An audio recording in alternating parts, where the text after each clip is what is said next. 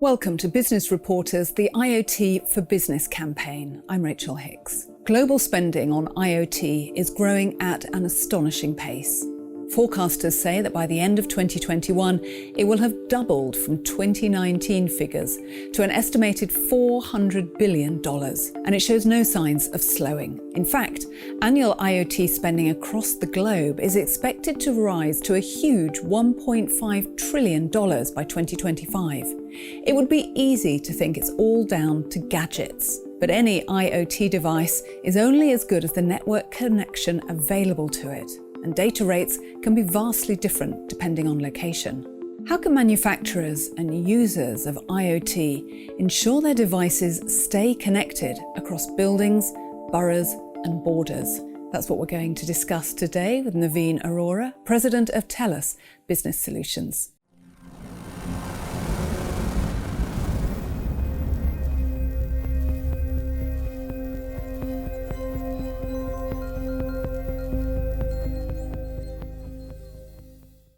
Good morning, Naveen.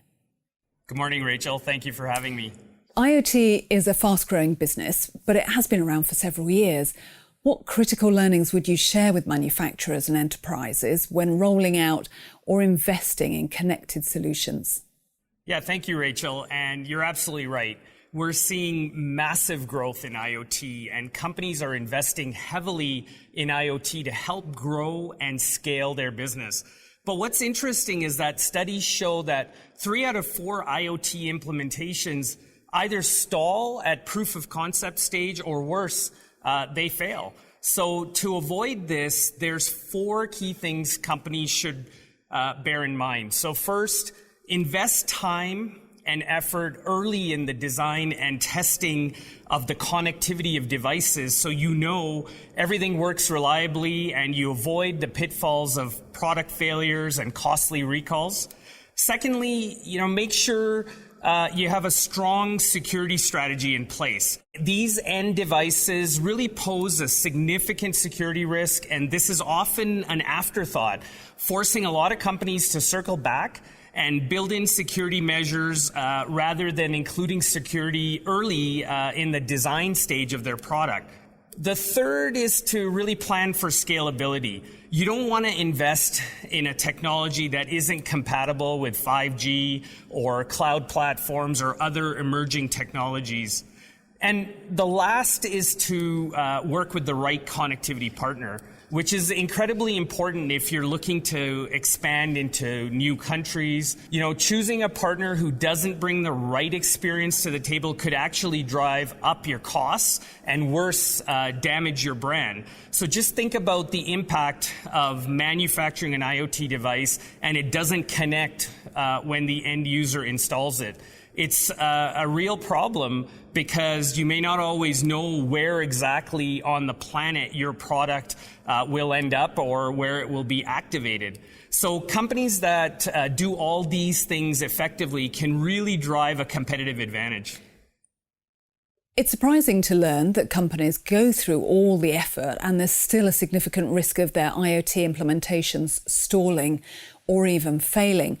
What are some of the unique challenges causing this?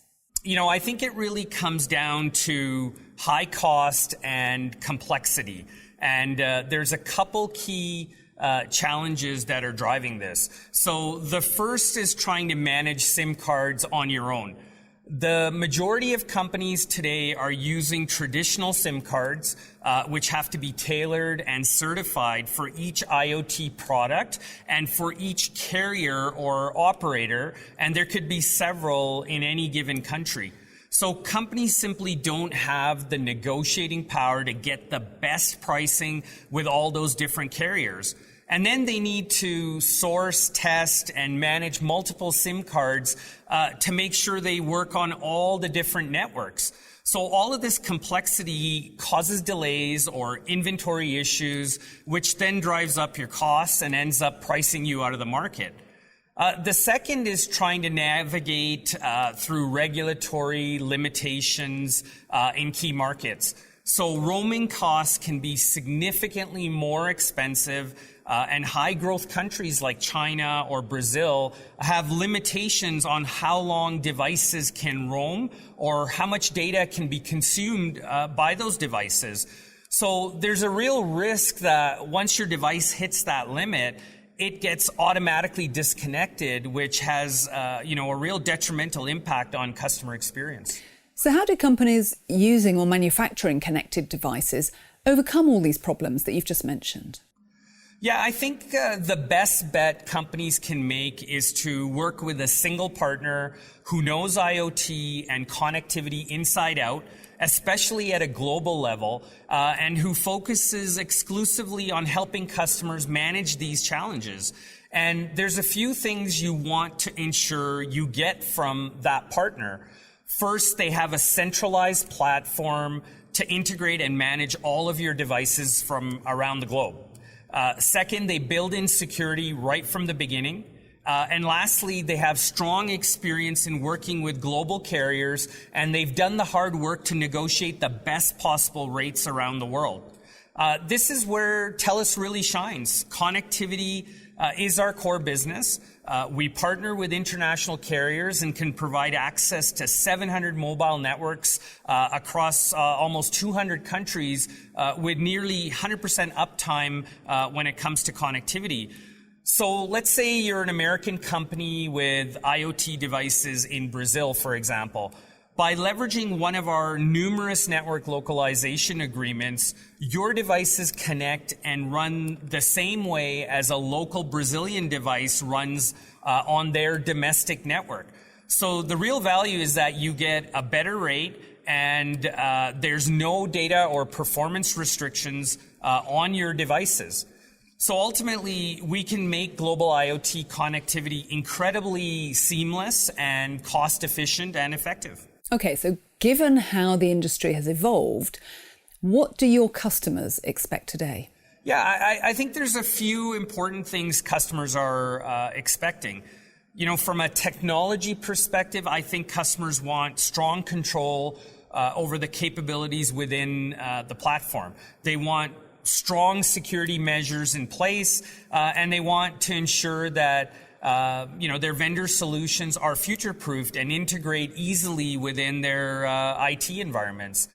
This global connectivity management platform you're talking about, how unique is this solution on the market today compared to, say, other solutions in the market? Yeah, I think it's a very unique solution for sure. It's called TELUS Global Connect, and it was developed by SI. And I think what makes it such a valuable platform is that the eSIMs hold up to 10 wireless carrier profiles, which can be switched on over the air. So there's no need to recall equipment from the field for any updates that you want to do. There's also a really unique algorithm in the eSIM so that it always tries to connect to the best network so you get the best possible performance, redundancy, and reliability automatically. So traditional SIMs don't have this functionality and really can't do that. So this platform is really neat because it's being used by more than 2,000 customers around the world. The other important piece is that we're really a one-stop shop. With us, you get one contract, one invoice for all of your IoT devices, no matter where they are around the world. So what are TELUS's goals in the IoT space in the coming years? What do you see in the future of IoT? Yeah, we definitely have some very exciting and ambitious plans and high expectations to lead the market in the future.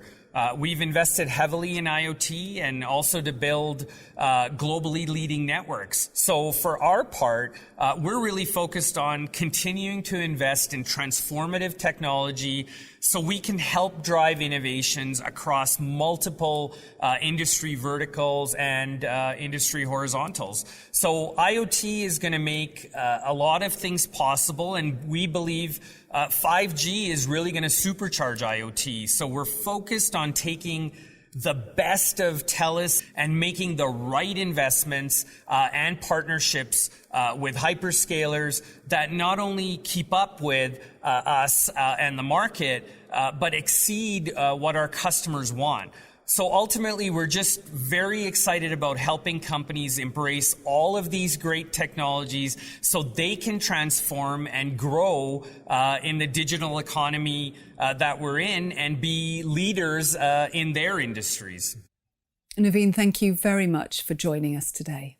Thank you, Rachel.